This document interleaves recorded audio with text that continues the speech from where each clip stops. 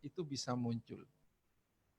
Norma agama, moral, bahasa, sosial emosional, kognitif, fisik motorik, bahasa, seni, tentunya di situ akan muncul. Sehingga sebenarnya di sini guru-guru ya bunda-bunda dari satu kegiatan main ini maka akan terlihat muncul banyak perkembangan anak yang bisa diamati. Kadang-kadang para bunda-bunda itu bingung, mau diapakan ya anak ini? Mau diapakan ya? Materi saya apa ya? Sebenarnya tidak usah bingung-bingung, kita cukup membuat list-list bentuk kegiatan main yang bisa dilakukan anak dan di dalamnya mengandung unsur-unsur pengembangan aspek-aspek pertumbuhan bagi anak itu sendiri. Baik, saya lanjutkan. Bunda-bunda yang saya hormati, ada 2 jenis karya seni. Coba kita perhatikan di layar, di gambar yang sudah ada. Yang satu berbasis proses, yang satu berbasis hasil. Ya, saya ulangi lagi, yang satu yang di sebelah kiri itu berbasis proses, yang satu berbasis hasil. Coba sebelum saya melanjutkan ke slide berikutnya, saya ingin melihat respon panjenengan, tanggapan bunda-bunda, kira-kira menurut jenengan, menurut bunda-bunda, yang paling baik untuk disampaikan di rumah ataupun di sekolah, kira-kira jenis karya seni yang berbasis proses atau yang berbasis hasil. Coba silakan bisa dicat, ya. Jawabannya bisa dicat sehingga bisa kita diskusikan.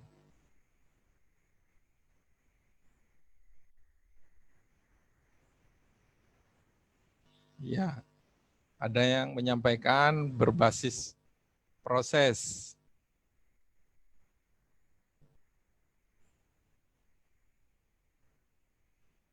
Berbasis proses. Wah, ini kayaknya sudah mendapat bocoran dari materi saya ini. Kayaknya teman-teman ini sudah paham ini ya. Ini luar biasa, seni yang berbasis proses. Waduh. Hampir jawabannya berbasis proses ini banyak sekali ini.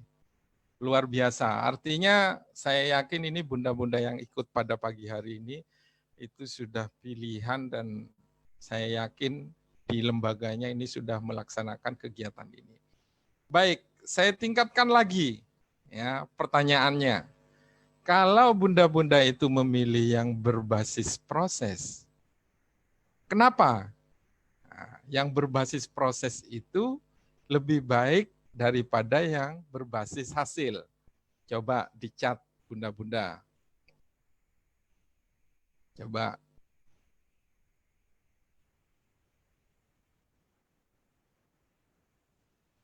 Kenapa bunda-bunda memilih yang berbasis proses? Apa alasannya? Ini ada yang sudah menjawab, dicat. Untuk lebih mengembangkan kreativitas. Itu Bu Huzaimah. Karena untuk anak usia dini proses lebih diutamakan daripada hasil. Karena proses merupakan kemampuan sesuai kreativitas anak. Ini catikannya ya. Karena anak bisa mengerti asal mula. Ini Bu Diana. Karena dalam usia PAUD, kreativitas anak lebih diutamakan. Karena kita bisa mengetahui tahapan perkembangan anak dengan baik. Ini saya baca ini. Anak dapat mengembangkan kreativitas untuk mengembangkan kemampuan kreativitasnya. Karena anak akan tahu proses pembuatan dan anak akan terlibat langsung. Karena berbasis proses akan lebih mengembangkan kreativitas anak dan proses dapat mengajarkan anak mengetahui cara membuat sesuatu. Oke, luar biasa semua untuk bunda-bunda ya. Apresiasi saya, panjenengan semuanya sudah luar biasa, sudah menyampaikan informasinya kenapa berbasis proses itu lebih baik. Ya.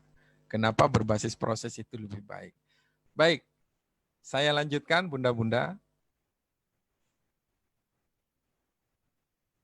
Ya. Bisa kita lihat di sini, ada perbedaan seni berbasis proses dan berbasis hasil.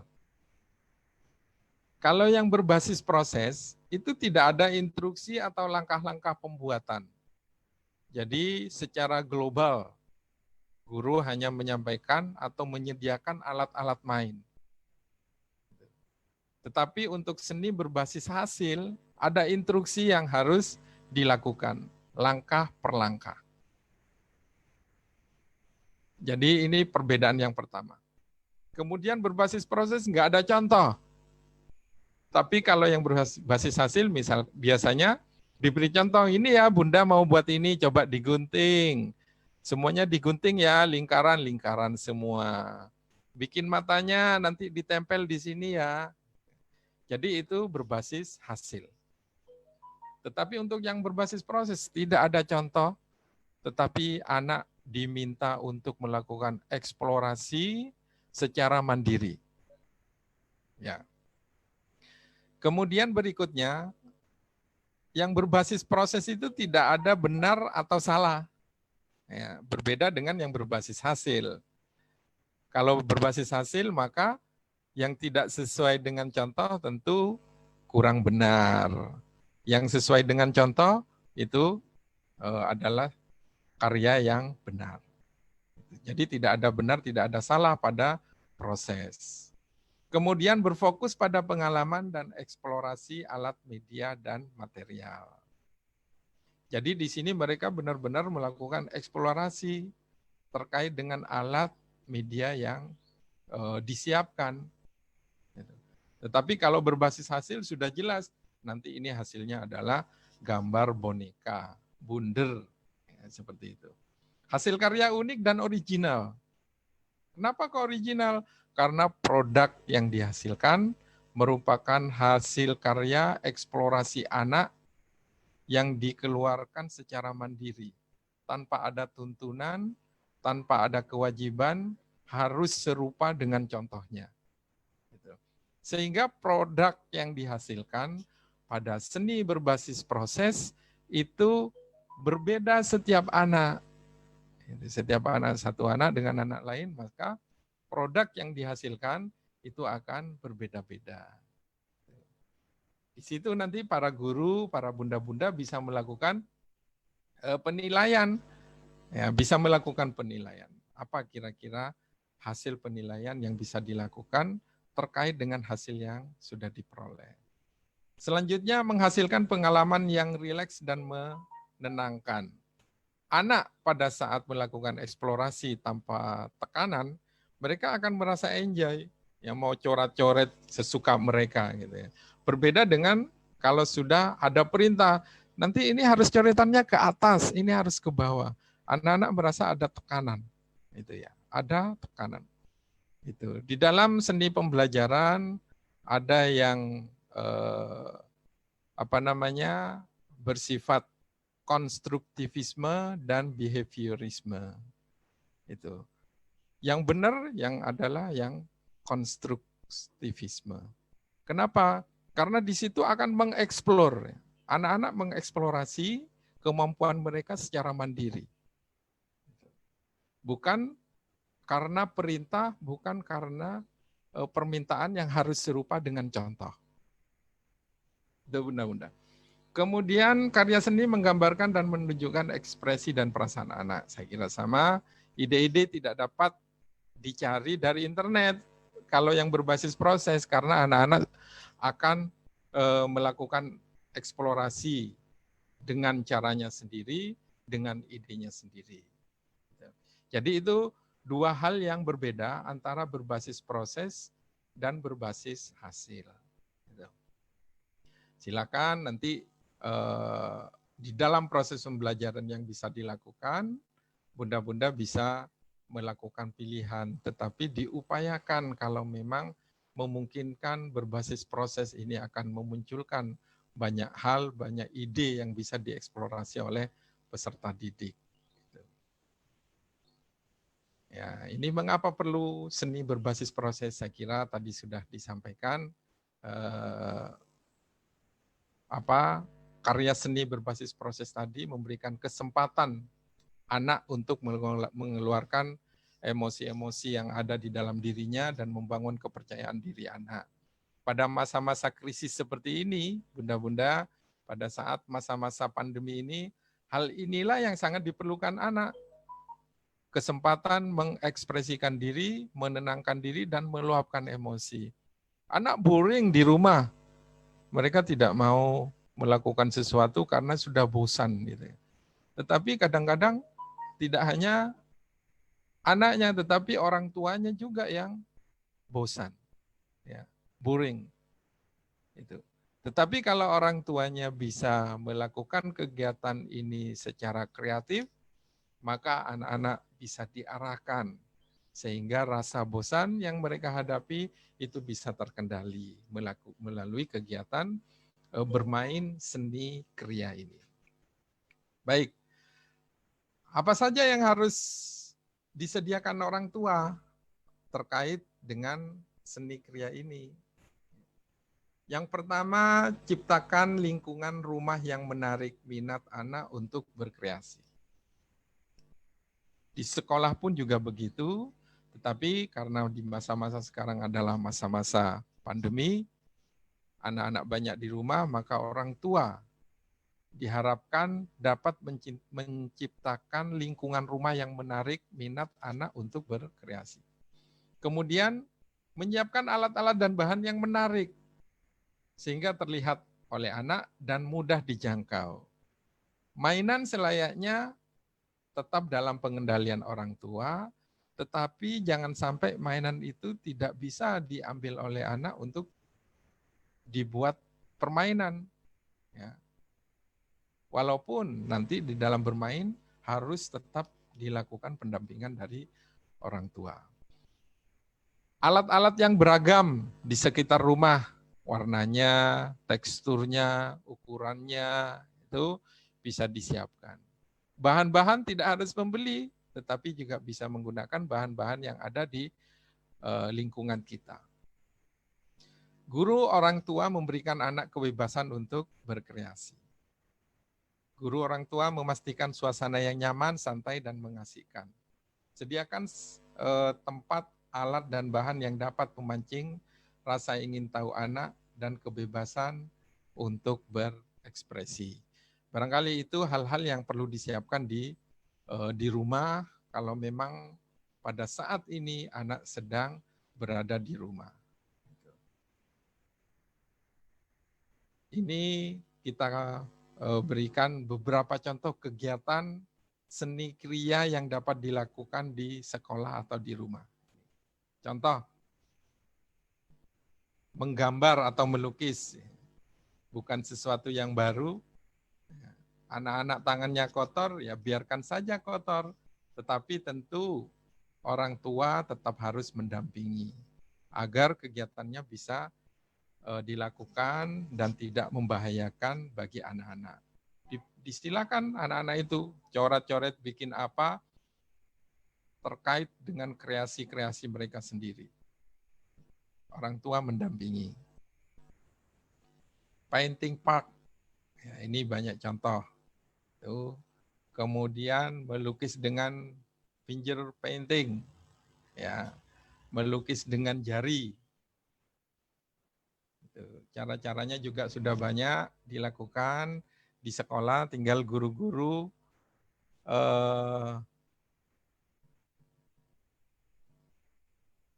melakukan kegiatan ini di rumah dengan memberikan contoh-contoh kegiatan main yang bisa dilakukan. Finger painting. Nah, ini contoh-contohnya. Kalau ditanya, nah bikin apa nak? Ini bikin SpongeBob misalkan. Ini bikin SpongeBob mah. Yang satunya bikin apa? Enggak tahu, ini ayah ini lagi kurus ini. Ayahnya lagi kurus. Mereka mengeksplorasi. Dengan telunjuk mereka mulai menggambar. Di situ sebenarnya berkembang motorik halus anak. Ya, koordinasi antara mata dengan tangan.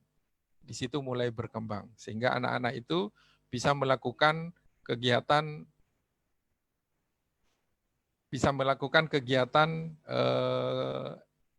yang ada di rumah dengan pendampingan sehingga bisa terarah.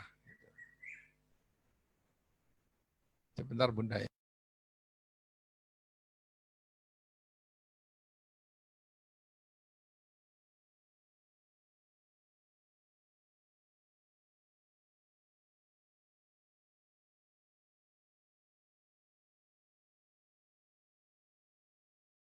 Sedikit, mohon maaf ada gangguan ya. Jadi ini adalah bentuk-bentuk contoh daripada finger painting. Bisa dilakukan di rumah menggunakan cat air atau menggunakan pewarna-pewarna lain yang tidak berbahaya bagi anak. Membuat kolase, kegiatan yang sangat sederhana sekali, itu ya, banyak dilakukan di rumah dengan alat-alat yang ada di rumah. Bisa kertas dipotong-potong kecil-kecil, atau bisa menggunakan biji-bijian, jagung, padi dan lain-lain. Ini bisa dipakai. Itu. Apakah bahan-bahan di rumah seperti ini ada? Saya yakin ada. Beras ada, kacang hijau ada, gitu ya. Kemudian kertas warna-warni dipotong kecil-kecil, kemudian dibuat kolase, itu juga sesuatu yang tidak sulit saya kira untuk dilakukan. Ini kolase, ini hasil-hasil yang bisa dibuat bagi anak menggunakan daun misalkan. Di sana ada daun di rumah, ya bisa pakai daun. Itu dengan bantuan orang tua nanti bisa digali kreativitas anak sehingga mereka bisa bereksplorasi. Karya seni 3 dimensi. Ya. Kalau dulu bunda-bunda masih ingat waktu kecil, ini cerita saya saja, saya suka bermain menggunakan pelepah pisang. Pelepah pisang saya buat kuda-kudaan, saya buat mobil-mobilan, dibuat rodanya, ya, dibuat bodinya, sehingga berbentuk 3 dimensi. Itu bisa dilakukan. Kulit jeruk, masih ingat kulit jeruk macan itu yang gede, yang besar, itu juga sebagai bahan yang bisa kita buat. Atau menggunakan kardus-kardus bekas sabun, kemudian kita lubangi 2 untuk dikasih roda, kita ambilkan tutup botol yang bisa dijadikan rodanya. Itu bentuk karya seni 3 dimensi. Bisa dilakukan di rumah, bisa. Selanjutnya, ini menggunakan bahan-bahan limbah, tadi sudah saya sampaikan. Tanah liat, ya, tanah liat. Banyak orang tua melihat atau melarang putra-putrinya untuk kotor tangannya. Sebenarnya kita tidak bisa melarang anak-anak tangannya kotor, gitu ya. Tetapi selama bermain harus dilakukan pendampingan. Kotor itu adalah hal yang biasa. Tetapi yang penting setelah bermain kita harus mencuci tangan kembali sehingga sampai bersih. Disitulah proses berjalan. Mencuci tangan, membersihkan, pakai sabun, itu juga adalah proses bermain yang menyenangkan bagi anak. Itu bunda-bunda ini. Ini pakai menggunakan tanah liat.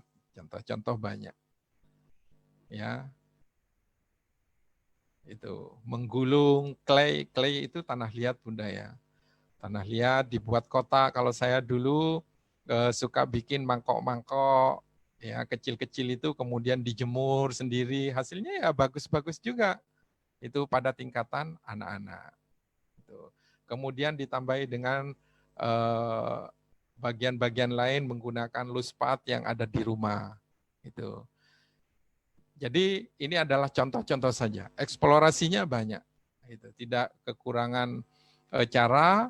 Yang penting sekarang bagaimana para bunda-bunda mulai mengidentifikasi ya, melalui kegiatan main ini kira-kira apa saja yang bisa dilakukan anak di rumah dan tidak sulit. Gitu. alat dan bahannya ada, orang tua bisa mendampingi. Apa yang harus dilakukan guru atau orang tua ketika anak sedang membuat karya seni? Ya, ini tadi sudah saya sampaikan, pendampingan. Ya, ada aturan-aturan. Nah, setelah main diringkesi ya, setelah main cuci tangannya ya. Jadi seperti itu. Jangan mencela hasil karya. Anak-anak hasilnya kalau sudah jadi, wah, kalau Pak Tinusidin itu enggak ada lukisan anak-anak itu jelek. Pak Tinusidin, kalau waktu kecil saya itu, kalau lihat lukisan, bahasanya ini gambar dari teman kita, si Agus. Bagus. Ini ya. Jawabannya begitu terus. Bagus, bagus. Tidak ada yang jelek. Gitu. Tinggal nanti bagaimana orang tua memberikan bimbingan atas kekurangan-kekurangan yang ada. Itu bahasa juga bisa dikembangkan di situ sambil bermain, orang tua juga mendampingi anak, berbicara terkait dengan apa yang dibuat, itu untuk pengembangan bahasanya. Ya, ini contoh-contoh yang bisa disampaikan bahasanya. Wow, warna hijaunya sangat terang. Campuran warna apa saja yang digunakan ya? Itu sebuah pertanyaan. Wah, cara kamu menggunakan krayon kali ini berbeda dari kemarin, misalkan seperti itu. Apakah hasilnya sama enggak ya? Itu komunikasi-komunikasi positif yang bisa dibangun antara orang tua atau guru dengan anak. Coba kita menggambar menggunakan alat lainnya. Kemudian nanti coba kita lihat hasilnya bagus tidak, misalkan seperti itu. Jadi itu adalah contoh-contoh bahasa-bahasa positif yang barangkali bisa digunakan selama anak-anak melakukan permainan. Oke, baik bunda-bunda yang saya hormati, permainan seni kriya ini akan sangat menarik apabila alat dan bahannya menarik. Apa yang akan kita buat nanti juga hasilnya di mata anak-anak dalam tataran usia mereka menarik. Ya. Dan yang pasti, bimbingan, dukungan orang tua secara emosional yang positif tentu itu akan berpengaruh positif kepada perkembangan anak dan minat anak untuk belajar, untuk melakukan kegiatan bermain ini. Saya kira itu Bu Istiqomah, materi saya masih ada beberapa menit, barangkali nanti bisa kita komunikasikan, kita bisa diskusi sejenak untuk materi yang sudah saya sampaikan. Saya kembalikan kepada Bu Istiqomah, disilakan.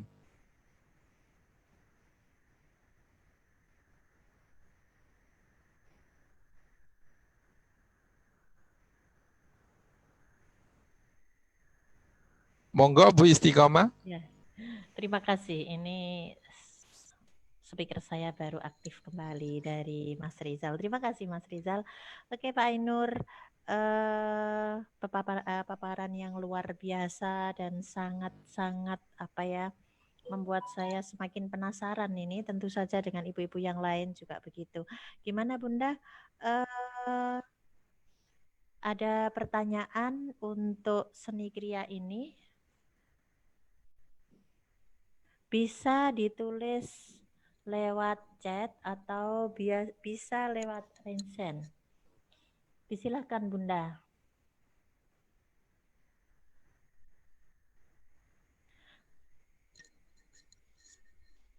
Tentu anak-anak dalam aktivitas membuat karya ini anak-anak sangat suka sekali. Bagaimana Pak Ainur jika anak tersebut sama sekali dia hanya suka menonton saja? Apa yang perlu kita lakukan sebagai orang tua atau sebagai pendidik PAUD Pak Ainur? Ini pertanyaan dari saya Pak Ainur, sambil menunggu pertanyaan dari teman-teman yang lain. Baik, terima kasih Bu Istiqomah. Ya, seringkali muncul pertanyaan, bagaimana anak yang pasif? Dia hanya melihat saja. Pada materi saya yang kemarin bermain bahasa kalau tidak salah, kemudian matematika, di situ sempat sudah saya sampaikan bahwa sebenarnya anak diam itu bukan berarti secara motorik atau secara kognitif mereka itu diam. Sebenarnya mereka melakukan sebuah respon. Respon yang mereka lakukan itu memang tidak dalam bentuk verbal atau dalam bentuk gerakan. Ya, tidak bisa berbicara, tidak disampaikan dalam bahasa bicara, verbal, ataupun dalam bentuk kegiatan aktivitas. Tetapi sebenarnya mereka itu merespon. Ya, di dalam sebuah teori disampaikan bahwa anak kecil itu pada masa awal, mereka kadang hanya menggunakan sensorinya, melihat. Melihat sebenarnya mereka sudah melakukan sebuah kegiatan, melihat. Dan mereka sebenarnya merespon. Cuman respon yang diberikan kepada kegiatan yang sedang dilihat itu tidak dalam bentuk gerakan atau dalam bentuk verbal. Tetapi yang mereka lakukan, mereka merespon dalam dirinya sendiri dan suatu saat itu akan dimunculkan dalam sebuah kegiatan. Dilihat dari sisi perkembangan anak itu sendiri, dari sisi usia, tahapan perkembangan anak yang berbeda antara anak yang satu dengan anak yang lain. Saya kira itu Bu Istiqomah. Terima kasih Pak Ainur. Mungkin ada dari teman lain yang akan menyampaikan pertanyaan. Disilahkan. Ini dari Ibu Suharti TK Muslimat NU 49 Rengel Pak Ainur. Bagaimana cara mengatasi anak yang over dalam hal kegiatan seni kriya? Ini Pak Ainur, yang mungkin dia dalam tanda kutip terlalu aktif begitu. Gimana Pak Ainur ini? Baik, dari Bu Suharti ya, Bu Suharti. Bu Suharti TK Muslimat NU ya. Bunda-bunda yang saya hormati, perkembangan anak memang berbeda. Jadi pertanyaan yang pertama dengan yang kedua ini sangat bertolak belakang. Kalau yang pertama tadi anaknya tidak aktif, yang sekarang ini mah luar biasa. Aktifnya over. Bunda-bunda yang saya hormati, setiap perkembangan anak tahapannya akan berbeda. Anak yang satu dengan yang lain akan berbeda. Ya. Laki-laki dan perempuan kemungkinan juga akan berbeda. Karena tingkat usia juga akan berbeda. Jadi semuanya banyak faktor yang mempengaruhi pada perkembangan anak. Nah, bagaimana dengan anak yang over? Ya, anak yang over dalam kegiatan sehari-hari, mereka melakukan kegiatan bermain, tetapi dia over. Over saya tidak bisa memberikan terjemahan apakah over dalam sisi motorik kasarnya, gitu ya, lari sana lari sini, atau hal-hal yang lain, atau banyak bicaranya, gitu ya. Tetapi bunda-bunda perlu kita pahami bahwa anak-anak yang memberikan respon yang banyak, sebenarnya di situ merupakan sebuah tahapan perkembangan yang sedang mereka lalui. Tidak perlu dikhawatirkan, tetapi satu yang perlu diperhatikan adalah pembimbingan. Anak-anak over, maka bunda-bundanya, orang tuanya harus melakukan pembimbingan yang lebih ekstra. Ya, karena anak-anak ini biasanya kesana ke sini, lompat sana, lompat sini gitu ya. Sebentar-sebentar menghilang. Ya, jadi seperti itu. Sehingga perlu dilakukan pendampingan yang lebih. Kemudian yang kedua, bagaimana anak biar tidak lari sana, lari sini.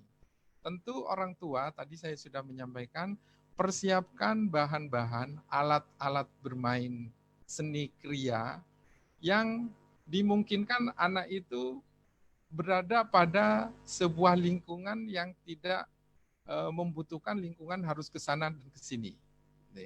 Jadi kita siapkan di sebuah ruangan, di sebuah tempat, sehingga dia akan fokus berada di situ. Jadi alat-alat dan bahannya sudah disiapkan di situ. Sehingga anak-anak bisa dikendalikan oleh orang tuanya. Tetapi dengan catatan satu tadi, orang tua di dalam mendampingi anak itu sangat dibutuhkan. Kenapa? karena disitulah orang tua akan melihat perkembangan anak. Yang kedua, orang tua juga ikut campur tangan untuk bagaimana anak berada pada posisi yang aman dengan alat-alat bermain yang mereka punya. Saya kira itu Bu Istiqomah untuk Ya. cara kiatnya saja, barangkali ada kiat lain dipersilahkan. Ada lagi Bu? Oke, luar biasa ini dari Ibu Trimuning. Eh, Bagaimana jika anak itu belum mampu menuangkan idenya dan hanya menyontoh temannya, kemudian ini disambung dengan dari Ibu Suharti Ningsih yang kurang lebihnya sama, tetapi anak itu ada rasa jijik juga terhadap apa yang disediakan oleh guru. Seperti itu Pak Ainur. Silakan Pak Ainur. Baik, terima kasih. Ini pertanyaannya wis bagus-bagus. Ini aplikatif sekali gitu ya. Aplikatif sekali. Bagaimana anak-anak yang belum bisa mengeksplor gitu ya. Bunda-bunda yang saya hormati, pada saat anak bermain, tadi sudah ada kiat-kiat yang sudah ada di depan, bahwa pendampingan itu perlu. Pada saat anak tidak bisa berbuat apa-apa, maka perlu distimulus. Ya, ada anak yang perlu distimulus lebih dulu, ada yang tidak perlu. Tetapi pada posisi atau kondisi yang dibutuhkan untuk memberikan stimulus-stimulus yang tambahan tadi, maka orang tua itu harus siap melakukan stimulus itu. Misalkan anak belum bisa melakukan merespon untuk melakukan kegiatan bagaimana. Nah, bisa dilakukan kegiatan bermain bersama dengan orang tua. Anak diberi alat permainan sendiri, orang tua juga memegang alat permainan sendiri. Dengan ide-ide yang hampir sama, ya, alat-alat yang sama. Nah, pada saat orang tua membuat, ini buat begini ya, ini dilukis begini, anak itu akan melihat. Nah, disitulah sebenarnya stimulus itu. Ya. Stimulus orang tua dimunculkan, maka anak akan melakukan respon. Ini teorinya, ya. Ada stimulus, ada respon. Ada stimulus, ada respon. Semakin sering anak distimulus, maka anak itu akan merespon. Kemarin saya sudah sampaikan sedikit terkait strategi kognitif, memori jangka panjang dan memori jangka pendek. Itu long term memory dan short term memory. Memang anak pada saat awal hari itu mereka tidak memberikan respon, biarkan saja. Tetapi nanti secara berulang, maka itu akan kelihatan bunda-bunda. Akan kelihatan anak itu ada perkembangan. Diajak terus. Banyak melakukan sosialisasi dengan teman-teman yang lain. Bisa jadi anak itu penyendiri karena dia tidak bisa berkomunikasi dengan orang lain. Di rumah hanya sama ibunya, nggak punya teman lain misalkan. Gitu. Perlu dibuatkan atau dicarikan teman-teman untuk sharing, komunikasi, bermain bersama, sehingga itu akan menjadi sangat menarik. Daripada bermain sama orang tuanya, seringkali anak-anak itu lebih banyak memilih bermain sama teman-temannya. Kenapa? Dari sisi usia, mereka sebenarnya punya respon yang sama. Dari kesamaan usia itu mempengaruhi respon untuk bermain bersama. Jadi seperti itu secara psikologi itu akan mempengaruhi. Bermain dengan orang tua, biasanya namanya orang tua lebih banyak memberikan perintah-perintah. Makanya pergunakanlah bahasa-bahasa yang positif kepada anak, sehingga anak bisa melakukan kegiatan itu dan menerimanya sebagai teman, orang tua sebagai teman, ya, orang tua sebagai teman bermain. Jadi seperti itu. Saya kira itu Bu Istiqomah. Mungkin masih ada lagi, dipersilakan. Oke Pak Ainur, ini ternyata bunda-bunda, ya bunda-bunda di sini ternyata sangat ada 3 pertanyaan yang saya rangkum jadi satu, mungkin dari Ibu Umi sama Bu Nailatus, juga ada Bu Ika Septiana. Ini Pak Ainur, bagaimana jika anak tersebut kecerdasannya atau terkait dengan multiple intelligence itu dia condong ke kecerdasan yang lain, tidak di seni. Kemudian bagaimana untuk menyampaikan seni kriya ini melalui metode daring terhadap wali murid? Itu Pak Ainur. Ini 3 pertanyaan yang saya jadikan satu. Baik. Terima kasih ya. Ada multiple intelligence ya. Ada kemampuan atau intelijensi majemuk banyak ya. Setiap anak memiliki itu, tetapi ada bagian intelijensi yang anak yang muncul lebih daripada yang lain. Tetapi harapannya semuanya bisa berkembang dengan baik. Gitu. Nah, bagaimana dengan anak-anak yang mereka tidak suka di dalam seni, gitu ya, seni kriya atau kerajinan tangan. Bunda-bunda yang saya hormati, sebenarnya di sini kita tidak sedang menyampaikan kepada anak, ayo membuat kerajinan tangan.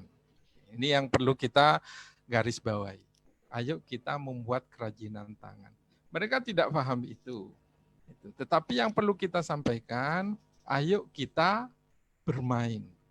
Ya, ayo kita bermain. Bermain apa?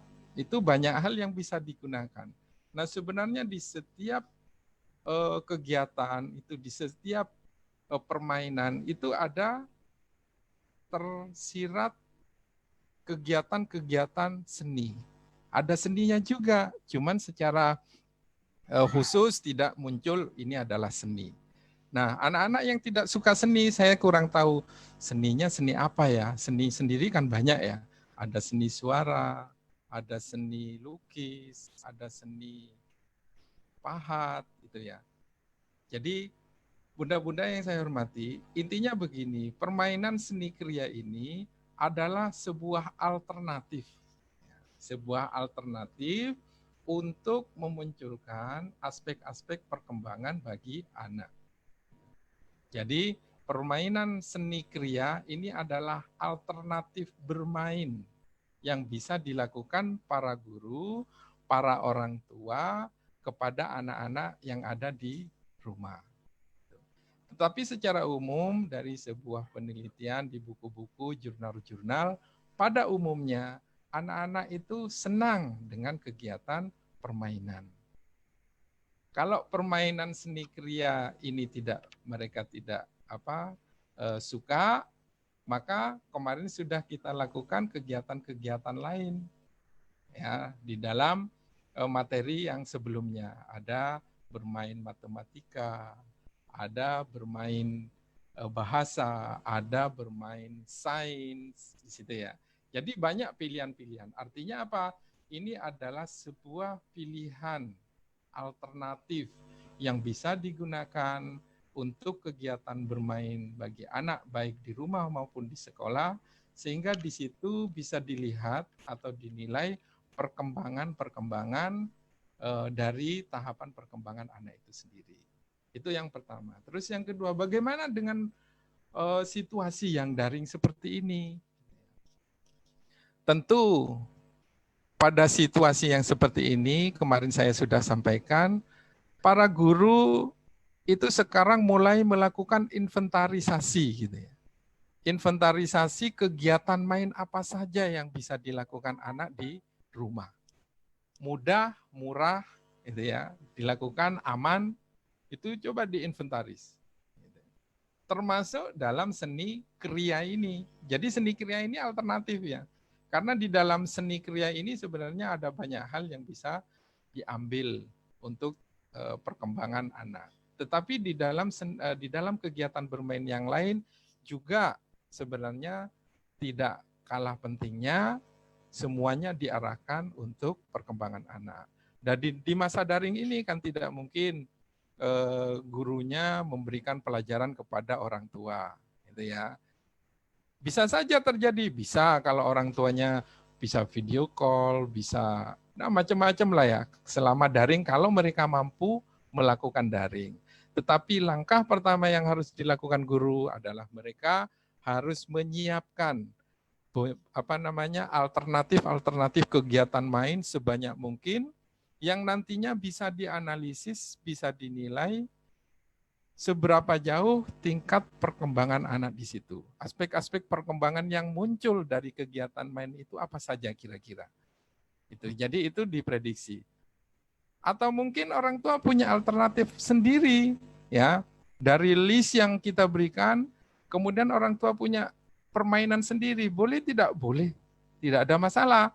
Yang penting setelah kegiatan main itu dilakukan, orang tua memberikan laporan kepada guru, baik melalui foto atau video, ataupun melalui narasi bagi yang tidak bisa mengirimkan foto. Nah, disitulah para guru melakukan penilaian aspek apa saja yang sudah mulai berkembang, dan mereka sudah bisa melakukan dengan teknik-teknik penilaian apakah berkembang sesuai harapan atau belum berkembang dan lain-lainnya. Itu nanti di teknik-teknik penilaiannya. Saya kira itu Bu Istiqomah untuk 2-3 pertanyaan yang dijadikan satu. Baik Pak Ainur, sebenarnya ini masih banyak pertanyaan-pertanyaan dari bunda-bunda, belum lagi yang dari ikut live streaming untuk WA masuk ke PC saya. Akan tetapi waktu yang sudah membatasi kita, dan sekarang kita sebentar lagi akan masuk pada season berikutnya bersama Ibu Siti Fatonah yang akan nanti dimoderatori oleh Ibu Murni. Baik Pak Ainur, sebagai closing materi buat kita semua Pak Ainur sebelum kita berpisah. Baik, terima kasih Bu Istiqomah, bunda-bunda yang saya hormati. Sebagai closing saja, seni kriya atau kerajinan tangan ini bisa dilakukan bagi anak sebagai alternatif kegiatan bermain. Ya, perlu dicatat, ini adalah alternatif kegiatan bermain. Apakah hanya seni kriya? Tidak. Di materi-materi sebelumnya sudah ada bermain matematika, ada bermain sains, bermain bahasa, semuanya menjadi alternatif. Ya. Tetapi nanti bagaimana bunda-bunda semua membuat alternatif-alternatif itu dalam bentuk permainan-permainan. Apa jenis permainan yang bisa dilakukan anak? Orang tua jangan diberi judul bermain matematika. Orang tua tidak paham itu. Gitu ya. Bermain seni kriya, orang tua tidak paham itu. Tetapi fokuslah di dalam memberikan alternatif pilihan bermain, itu bentuk-bentuk kegiatan yang memang sudah aplikatif dilakukan. Misalkan melipat baju bersama orang tua, ya, membuat meramu masakan apa misalkan. Jadi itu bentuk-bentuk kegiatan main yang bisa dilakukan, yang dijadikan alternatif yang bisa disampaikan ke orang tua. Nantinya bunda-bunda akan melakukan penilaian sebagai tindak lanjut daripada hasil atau produk yang dilakukan. Baik, untuk sebagai kenang-kenangan dari saya Bu Is, ini untuk teman-teman seperti biasa, ya, mudah-mudahan tidak bosan. Ini untuk memperkuat materi saja. Tolong alat dan bahan apa yang terdapat di rumah, ya, yang dapat digunakan untuk bermain seni kriya. Gitu. Jadi silakan di situ dimunculkan apa kira-kira. Ya. Kemudian kegiatan main yang dilakukan bagaimana kira-kira. Gitu ya. Dan selanjutnya aspek perkembangan apa yang muncul dari kegiatan itu. Nah, di situ nanti aspek perkembangan inilah yang akan menjadi core penilaian dari para pendidik terkait kegiatan bermain yang dilakukan anak-anak di rumah. Saya kira itu Bu Is, mohon maaf atas segala kekurangannya untuk materi saya pada pagi hari ini. Semoga bunda-bunda semua diberi kesehatan, hal yang biasa mencintai anak sendiri, tetapi akan menjadi hal yang luar biasa apabila kita juga mencintai anak-anak orang lain sebagai peserta didik kita. Dan akhirul kalam, assalamualaikum warahmatullahi wabarakatuh. Waalaikumsalam warahmatullahi wabarakatuh. Demikian bunda-bunda pemaparan dari Bapak Ainur Rasyid Ridha MPD dan saya Nur Istiqomah Hidayati sebagai moderator. Mohon maaf tetap selalu cuci tangan pakai sabun, jaga jarak, dan pakai masker jika harus atau wajib keluar rumah. Jangan lupa bahagia. Assalamualaikum warahmatullahi wabarakatuh.